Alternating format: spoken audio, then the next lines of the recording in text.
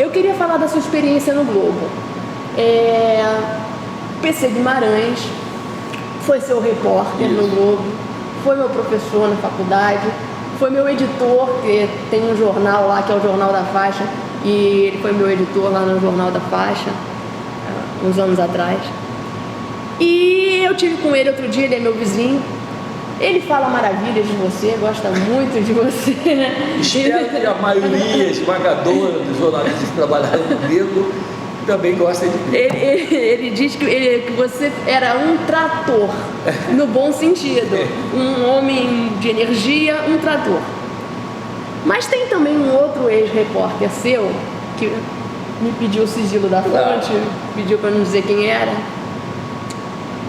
e que ele definiu você como um chefe que pegava no cabo do chicote para fazer os subordinados trabalharem. Essa é a função do chefe. Eu queria que você comentasse isso, como é que você era como chefe? Olha, eu vou dizer uma coisa, eu comparo uma redação pelos anos que eu estou em redação, quer dizer, eu entrei numa redação em 1959 e nunca mais saí. Agora, antes de 59, eu já tinha sido jornalista em congressos da UNE, com um jornalzinho com muito orgulho chamado Picolé, que até hoje é lembrado pelos velhos militantes estudantis. Fiz o jornal da Faculdade Nacional de Direito, Movimento. Então, além disso, eu comecei a trabalhar profissionalmente e nunca mais saí em maio de 1959. Nada, vão 55 anos e continuo trabalhando como jornalista. E uma redação de jornal é como um campo de batalha diário. Quer dizer, você tem uma tarefa para realizar que tem de ser cumprida. Você não pode permitir que ninguém vire a cara para o lado, que deixe de dar o tiro que tem de dar, entendeu? Porque aquilo ali é um trabalho coletivo. Tem um que está catando lá um negócio lá em Madureira, tem outro que tem de fechar uma matéria lá sobre a Tijuca. Cada um tem de cumprir o seu papel. E você só consegue fazer com que isso tudo seja harmônico, cumpra horários, seja uma coisa sem erros, que é muito difícil no jornal, é um convite ao erro diário.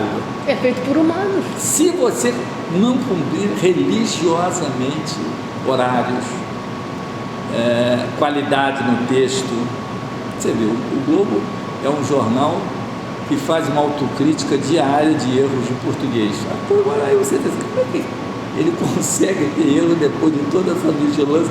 Todo dia a coluninha lá dele diz a mesma coisa. Você vê, é difícil. A qualidade 100%, eu diria, é impossível. Erro sempre tem. Agora, a tua tarefa no comando de uma operação dessa é exatamente a de um general no campo de combate. Ele tem de ganhar. Tem de ganhar todo dia. É uma vitória que é de todos. E cada um tem de cumprir religiosamente seu papel. Então, meu apelido, em alguns lugares, quando eu era dragão. Eu era o dragão, quer dizer, cada um o cara tem de trazer a matéria. Eu já fiz coisas lá, chefia, né? Você ficou quanto tempo como chefe do Globo? Somando as 3 vezes que eu estive lá e tudo que eu fiz no Globo, acho que deu uns 10 anos. 10 anos. Porque eu, além disso, tive 2 anos nas revistas do Globo, antigas, que acabaram sendo fechadas depois. Se contar isso, vai dar uns 12. Eu comecei a ser. O doutor Roberto me contratou, mandou dizer que eu era empregado dele, no mesmo dia que eu saí do xadrez, em 76. Ele foi. Não poderia ter sido melhor a integração de Milton com o Globo do que essa. A partir daí, eu tenho de ter respeito por uma pessoa que fez isso por mim. E perceber esses traços dele que às vezes as pessoas não percebem e verificar. Eu vou te dar um exemplo só para você saber que Roberto Marinho é melhor do que todo o resto da família dele. Era melhor do que os anteriores e está sendo melhor do que todos os posteriores, pelo menos até agora. Por quê? Ele tinha um carinho pelos funcionários do Globo muito raro nas relações de patrão com empregado. Por exemplo, pouca gente sabe disso. Na semana de aniversário do Globo, ele dava a fazer uma concessão que ninguém faz, Júlio. todos os funcionários ganham uma semana de salário. Pelo aniversário do Globo. Quantas empresas você conhece que fazem isso? Incentivo, né? Não é nem incentivo, porque o cara às vezes acabou de entrar no Globo e já recebia a semana do salário dele. Ele tinha um negócio de dizer que as pessoas, o Globo é feito pelas pessoas que trabalham nele. A célebre frase que ele disse para o Judafim Magalhães, que reuniu os donos de jornal, aqui em 64 do Rio, veio aqui, ele era ministro da Justiça, para explicar uma lista de 64 jornalistas que não podiam ser copydesk, ser redatores, alguém tinha dito para ele que os redatores que controlavam a opinião do jornal.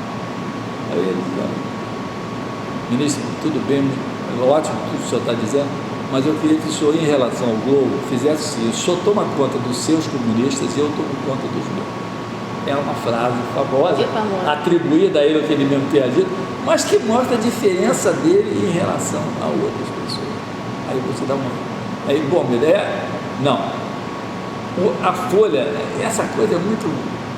Nos jornais, por exemplo, a Folha era de um sujeito super racionário e que foi conhecido, ele e o sócio dele, fizeram algumas trapalhadas na rodoviária de São Paulo, para ganhar o dinheiro com que fundaram a Folha. Aí o filho dele queria ser jornalista, assumiu a redação. O jornal melhorou extraordinariamente, só em mudar do pai para filho.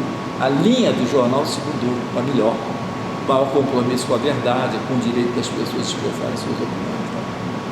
O próprio Estadão, que jornal tem mais respeito pela, vamos dizer, pela liberdade democrática de imprensa do que o Estado de São Paulo? É um jornal super reacionário, mas sempre teve pessoas de esquerda, ou no controle ou próximos da direção da redação. É muito difícil entender essa relação dos chefes, a opinião dele pessoal em relação ao mundo. Eu fui diretor da Abril durante 10 anos, de várias revistas. Eles me mandaram para a Suíça tirar um curso para eu virar diretor de tudo, o melhor curso do mundo de especialização de dirigentes de empresa. E eu de besta voltei para cá. No fim, o Roberto Chivita e o próprio Vitor Chivita eram pessoas com enorme respeito pela opinião. Eu dizia coisas, eles sabiam que eu era de esquerda, ficaram surpresos mas não muito quando souberam que eu fazia jornal clandestino. Então, a imprensa, o jornal, a revista, é um tipo de imprensa curioso que pode se prestar. Vou dar para você, o outro cara era o Adolfo Bloch. Eu fui chefe de redação com o Adolfo Bloch, era um judeu comprometido com a doutrina, a religião judia, com a defesa do povo judeu, enfim, com todos os valores judaicos, quase todos positivos, mas que tinha uma relação com as pessoas estranha, eu posso dizer que era estranha, né? Um dia ele estava passando, eu estava na redação da Joia, onde eu era chefe de redação, aí ele está passando lá e tinha um cara que fazia arquivo, estava lá pegando as fotos, botando, identificando, para botar no arquivo. O cara não falava com ninguém, ficava o dia todo fazendo, ele passou atrás, eu vou falar o palavrão para você ter, senão perde o espírito. Aí ele chegou atrás do cara e disse: como vai, cagalhão? Aí o cara olhou para trás e disse assim: cagalhão é a puta que o pariu. Ele olhou e disse: pô, não se pode brincar com ninguém nessa casa. E foi embora, não fez nada contra o cara. Aí você olha assim, isso é uma casa de louco, né? O patrão que faz tudo, chega e diz uma coisa. Isso não existe em nenhum outro tipo de empresa, mas é perfeitamente possível acontecer num jornal ou numa revista, entendeu? Ô, Milton,